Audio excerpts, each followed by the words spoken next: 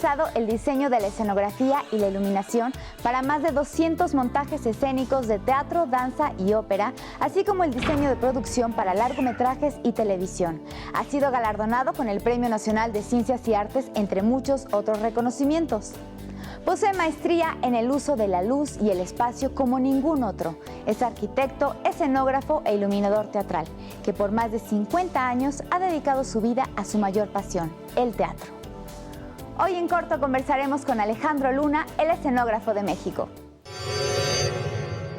Alejandro Luna Ledesma nació en la Ciudad de México el 1 de diciembre de 1939, el primogénito de 5 hijos de don Dionisio y doña Matilde. Creció en el barrio de Coyoacán, donde continúa siendo su lugar de residencia.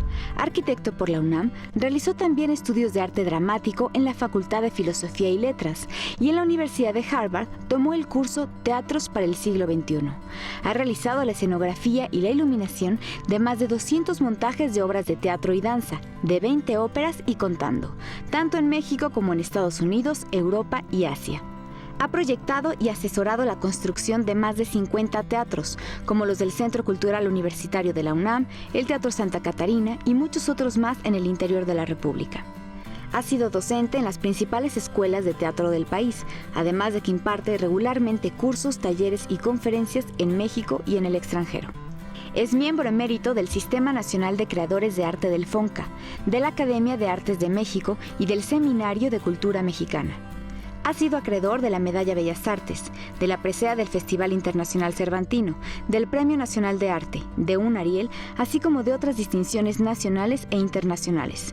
Fue el fundador de la Sociedad Autoral de Escenógrafos y coordinador nacional de teatro del Instituto Nacional de Bellas Artes. Yo nunca he hecho una escenografía para que le ilumine otro. Nunca. Y nunca me he metido a iluminar un trabajo de otro. Okay. Me parece absurdo. Una forma, un objeto, lo que sea, si no tiene luz no lo vemos, no existe. Las cosas son como les pegue la luz. Es a través de es gracias a la luz que nos enteramos de su existencia. Cuenta que de niño uno de sus primeros trabajos consistía en llevar los rollos de películas de un cine a otro en Coyoacán, rápidamente en bicicleta, tan pronto acabara la función. Así fue abriéndose camino desde joven con su inteligencia, sensibilidad y esa personalidad curiosa que a la fecha lo distingue. Todo el mundo cree que me lo fusilé de una película. Y no es cierto, yo creo que ese caso se daba en muchos lugares. De aquí de la esquina del Cine Esperanza al Centenario, el Cine Centenario, ahora es un Sanborns que está en la plaza, y pasaban los dos cines, tenían la misma programación y se llevaba rollos. Me gusta platicar cómo fue mis inicios en el teatro, ¿no? Yo no fui un niño que de chiquito jugara al payasito y hiciera estas cosas. Eso no me interesaba. Estudié primaria, secundaria y preparatoria en puros colegios de hombres. Entonces, cuando llegué a la nueva ciudad universitaria, que me quedaba relativamente cerca, y me inscribí en arquitectura, había 1000 alumnos, de los cuales 992 eran hombres.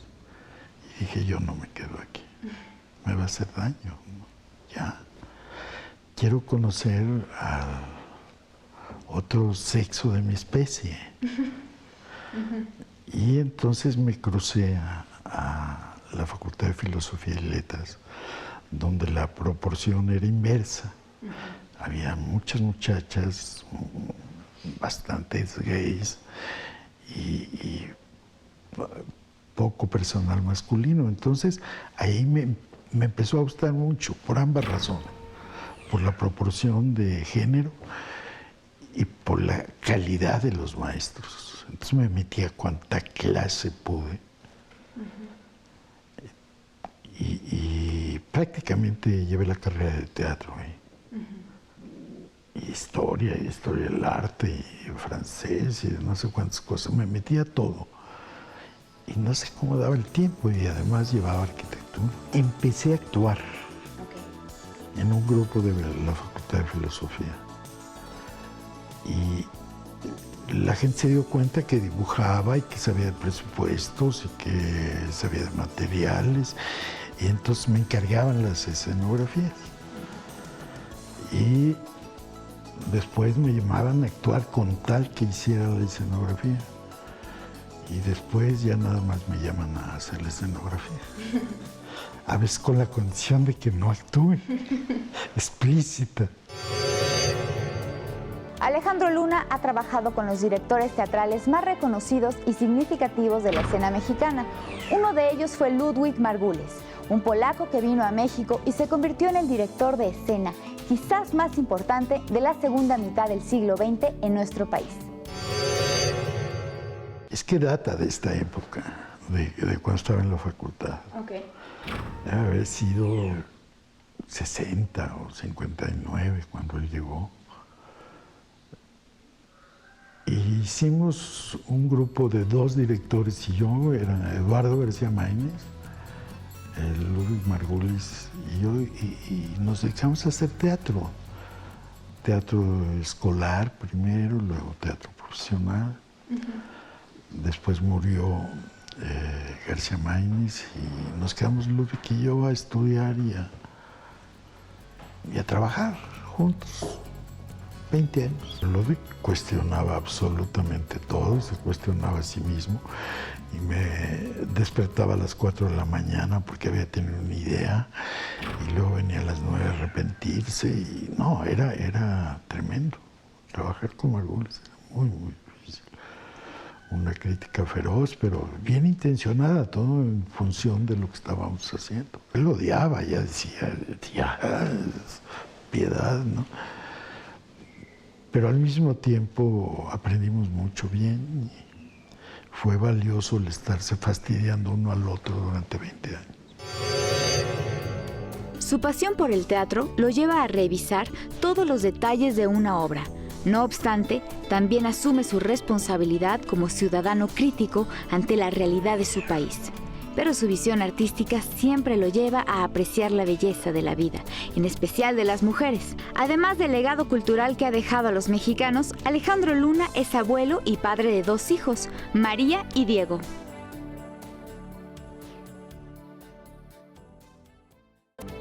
Es reconocido por el público y por diferentes directores teatrales como Julio Castillo, quien lo apreciaba por su involucramiento total en el trabajo, su estilo y concepción, su perspectiva como creador y por trabajar siempre de la mano del director. Asimismo, Luna en su trabajo con otro director, Héctor Mendoza, se refiere a que el teatro es producto de mucho trabajo, de la inteligencia, de la intuición y de algo más que le sigue pareciendo misterioso. Quizás sea ese el misterio que de la arquitectura lo llevó al teatro y nunca lo dejó. Julio era encantador. Lo contrario a Margulis, que necesitaba todo un andamiaje teórico para hacer cualquier cosa. Julio era por inspiración, le brotaba y tomaba una obra de pretexto y hacía lo que quería. Trabajé muy poco con él, pero nos divertimos mucho cuando trabajamos juntos. Con Héctor Mendoza hablábamos muy poco. Leíamos la obra y ya sabíamos lo que teníamos que hacer cada uno y luego nada más redondeábamos un poco. Si había algo que no le gustaba, lo decía directamente. Un hombre muy sabio. Aprendí mucha dirección. Yo iba a todos los ensayos de todas las escenografías y sigo yendo que hago y entonces he visto o vi dirigir a Héctor Mendoza, no sé, las 5 o 6, no sé cuántas veces trabajé con él, que era un curso completo. Entonces creo que aprendí dirección de ira como parte del trabajo, a ver cómo se daban las mecánicas entre actores. Lo que yo hago es diseñar, organizar espacios para la arquitectura o para el teatro. La diferencia entre arquitectura y escenografía es que la arquitectura es para la vida y en el teatro pues es para la ficción, para el teatro. Pero el trabajo con la sustancia básica es lo mismo, es el espacio y de alguna manera el tiempo. Ahora, la arquitectura la dejé en cuanto pude, la arquitectura doméstica, por muchas razones. Porque lo que para mí era diseño de espacio, para el cliente, era una hipoteca a 15 años, la herencia de sus hijos, deudas a pagar, pleitos entre la pareja, porque uno quería una cosa y otro quería otra. Una barbaridad. Y luego yo hacía el espacio y lo amueblaban ellos mal. Los muebles no iban con el espacio. Colgaban cuadros chafas en lugares inapropiados. Mal combinado el color. Yo me desesperaba mucho. Y en teatro, tú escoges los muebles, pones los cuadros que deben ser en el preciso lugar donde deben estar, y luego los vistes como debe ser, porque los clientes no se visten conforme al espacio, traen otro rollo, ¿no? Y se sientan en el sofá y empiezan a decir tonterías. Y en el teatro está todo controlado. Y en el teatro dicen cosas maravillosas. Tú les diseñas el espacio para que digan esas cosas y que todo tenga un sentido. Entonces lo primero que dejé de hacer fue arquitectura doméstica, casas y esto. Hice mucho trabajo de tipo institucional, social, escuelas, clínicas, rastros. Hice una cantidad de cosas así. Y ahora lo que hago es asesorar a los arquitectos de cómo se debe hacer un teatro. Uh-huh. Y entonces como que todo se volvió, todo tiene sentido. Uh-huh. Mi tiempo tiene sentido.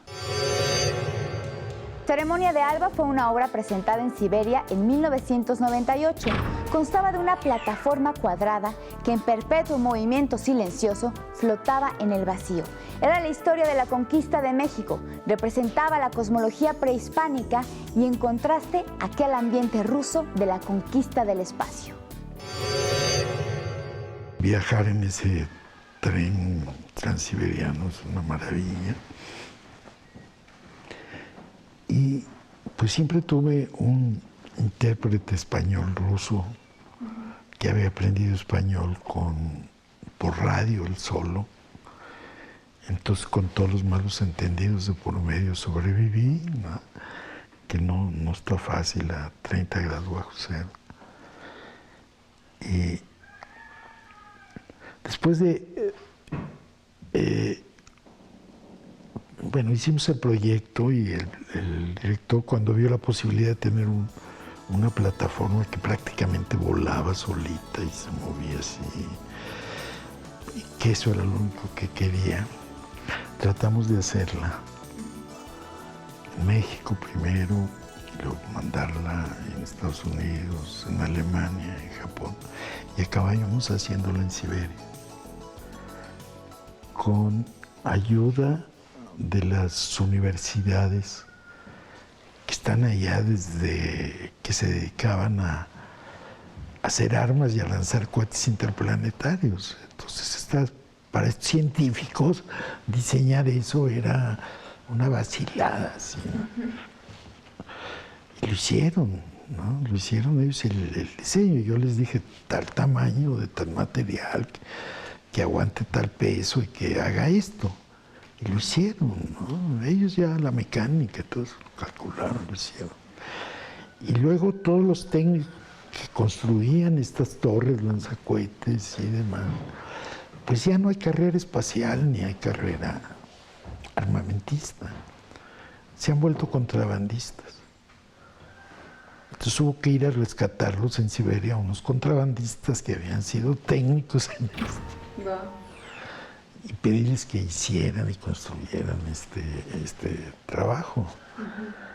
Y lo hicieron, y descubrieron el teatro, y dos de ellos se quedaron de tramoístas en el teatro, que habían sentido que eran necesarios ahí, que habían estado perdiendo el tiempo haciendo no sé qué, armas biológicas, y cómo lanzarlas y todo eso, pero eso no les interesaba realmente, tenían que hacerlo, pero esto les gustaba.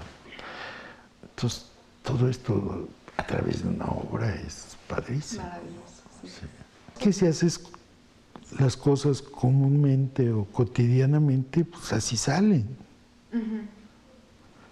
Entonces el teatro de repente necesita cosas extraordinarias siempre. Y hay que hacerlas. Y eso es trabajo y es bonito, es interesante. Pues a mí me gusta tener tiempo para investigar bien. Y eso se va a reflejar en lo que hagas. Tiene que. Y además lo disfruto mucho. Por ejemplo, ¿qué comen en Islandia en una fiesta? Pues, está loco ese cuate, ¿para qué quieres saber? Para hacer el holandés errante. Entonces de repente están casi en el Polo Norte y hay una fiesta y son pescadores. ¿Qué comen ese día? Tú dime. Pescado. Pues no, eso lo comen todos los días. Eso es la alimentación diaria. Unos borreguitos que comen la poca hierba que hay por ahí, que era un día de fiesta extraordinario porque comían chivos o cordero. Pero es ese tipo de detalle de investigación que de repente te tiene que mover la curiosidad para hacerla. ¿No? Y de ahí quizás el diseño cambió. En 1982, en la obra Miscast de Salvador Novo y dirigida por Juan José Gurrola, Luna no solo fue el escenógrafo e iluminador, se subió al escenario y le dio vida a un personaje. Actuar ha sido otro de sus gustos.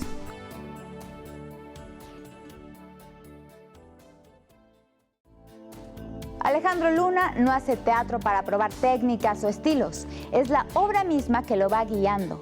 Tampoco escatima tiempo ni esfuerzos, hace todo con tal de encontrar la luz perfecta, la utilería precisa y la escenografía idónea para transformar el espacio y crear la atmósfera para una nueva historia.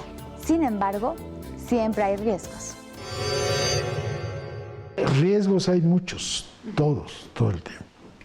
Y hay que ser muy cuidadoso. El riesgo está en que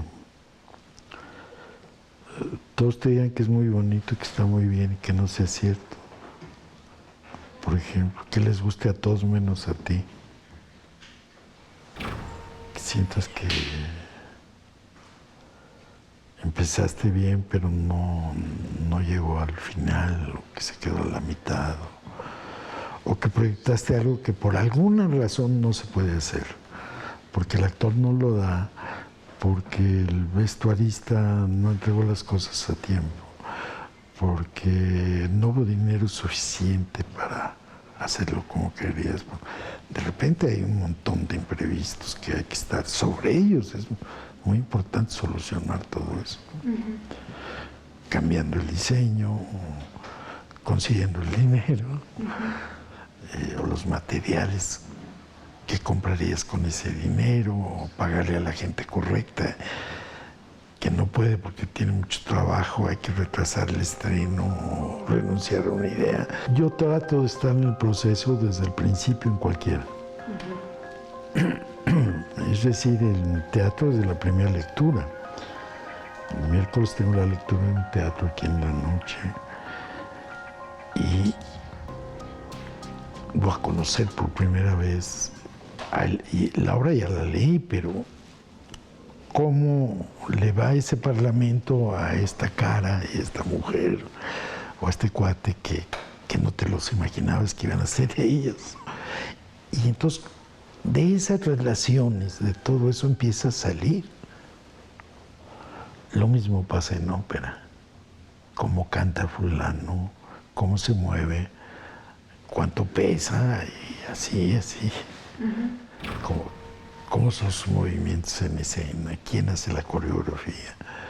Es bellísimo, es un trabajo siempre colectivo, siempre de intercambio, siempre de estar trabajando con los demás, uniendo esfuerzos.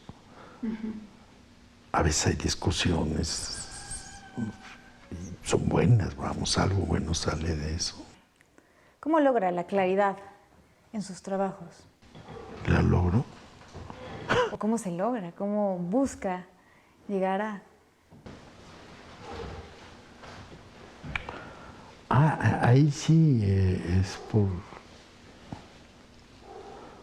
ir quitando lo superfluo y ir dejándolo lo esencial. Pero más que eso es como jerarquizar las cosas, ¿no? Y que tengan esa importancia escénica. Que lo realmente medular exista y los accidentes ronden alrededor. Es muy complicado, ¿no? Depende de qué obra. No podemos sacar leyes de cómo hacer esto. Cada trabajo es un universo. Para Luna, la escenografía no existe. Lo que existe es el teatro, un hecho vivo, en el espacio y en el tiempo, con los actores, la dramaturgia y el público, y que además va en sincronía con la moda. Mi trabajo, la escenografía, depende de la moda. Definitivamente. Tocando este punto, por ejemplo, una obra que hice en 1960, que estaba viendo, Fausto de Marlowe. No había computadoras, había cerebros electrónicos que ocupaban cuartos completos. Estaba precisamente la carrera armamentista y todos vivíamos con quién va a apretar el botón primero, si los rusos o los gringos, ¿no? Y era la destrucción del planeta. Entonces la idea de todo ese Fausto reflejaba esa angustia. La aparición de Satanás estaba en torres góticas que eran torres lanzacohetes. Tenía sentido. No es moda. Es que eso era vigente. Tú ves esa escenografía, ves fotos de esa puesta en escena que ahora no tienen que ver con el estado actual de las cosas. El teatro es el arte del presente, por tanto, está sujeto a la moda, a reflejar el instante. No hay un futuro para hacer teatro. Teatro es hoy o no fue. Sí. Así es esto. Lo que importa es qué vas a hacer hoy. Es decir, ¿qué voy a hacer yo hoy? ¿No? Y olvidarte un poco de toda la parafernalia, que a veces incluso es necesaria para poder hacer lo que estás haciendo hoy o lo que vas a hacer mañana. También sirve, vamos, todo eso está bien, relacionarse a este nivel de conversación y demás, pues todo es útil, conocer a la gente, que la gente conozca. Pero el trabajo está en otro lado. La gran satisfacción que yo recibo es de estar con un grupo de actores en un escenario, trabajando junto con ellos, con su director, con el vestuarista, haciendo la luz, buscando la mejor forma de que eso pase, sea. Esa es la satisfacción, lo demás es periférico. ¿Qué le falta al teatro ahorita? le falta al mundo, ¿no? Está un poquito revuelto. Sí, ¿no? Falta una estratificación. Este teatro, en tal teatro, quietecito, fijo, la obra se presenta los jueves. Yo qué sé. Ahí ando buscando. No, es que es nuevo, está en la Condesa, que subir una escalera. No, pues. O teatro a domicilio, ya, con 5 espectadores. Pues, bueno, pues todas esas cosas seguramente van a desembocar en algo algún día. Pero por lo pronto está revueltito. Pues es muy importante para todo el mundo, ¿no? Yo pienso que para todo el mundo. Imagínate sin arte, con puro fútbol. Bueno, algo tiene de artístico el fútbol. Pero sería un mundo muy triste.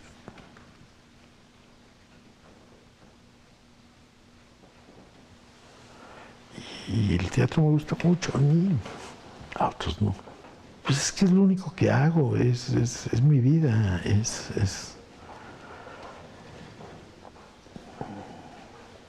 muchísimas. Sin duda, el maestro Alejandro Luna es un referente en la historia del teatro en México. Agradezco mucho su compañía y le invito a nuestra próxima emisión de En Corto, donde le presentaremos a otro mexicano que está moviendo a nuestro país.